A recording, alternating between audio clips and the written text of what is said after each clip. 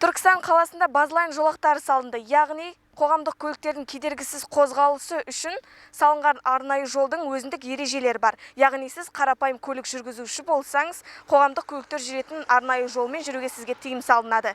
Егер де ережеге бағынбаған жағдайда айыппұлды арқалауға мәжбүр боласыз. Өзі 4 шақырым қашықтықты құрайтын бас-аяғы жоқ жасыл жолақтардың міндеті көлік жүргізушілерінен аямай ақшаны суырып алума деп қаласың. Олай емес дейін десең, қоғамдық көлік үшін әспеттеп салынған жол неге бір ғана көше бойында орналасқан.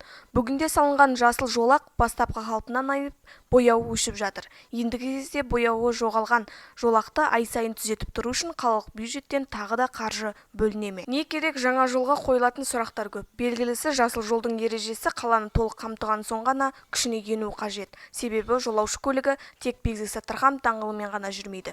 Дегенмен көше ортасында қоғамдық көлік кептеліске тап болып, жолаушының шағымданып жатқанын көрмейсіз. Керісінше тасымалдаушы автобусқа көңілі толмай күңкілдеп жүрген бір адам.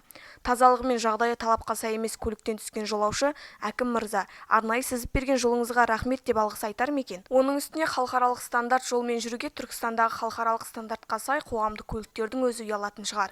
Түркістан облыс орталығы болғанымен үлкен қаладағыдай кептеліс жоқ. Сондықтан тар жолды тарылта бергенше ең алдымен қоғамдық көліктерді ретке келтіру қажет. Сосын халықаралық талаптарға сай автобустар арнайы жасыл жолдармен кедергісіз жүре беретін болады. Әлде жергілікті билік Бекзат Саттарханов көшесіне ғана орнатылған жолға ереже енгізіп, көлік жүргізушілерінен ақша өндіріп алғаннан соң ғана автобустарды жаңалауға көшуді жоспарлап отыр ма екен, кім білсін.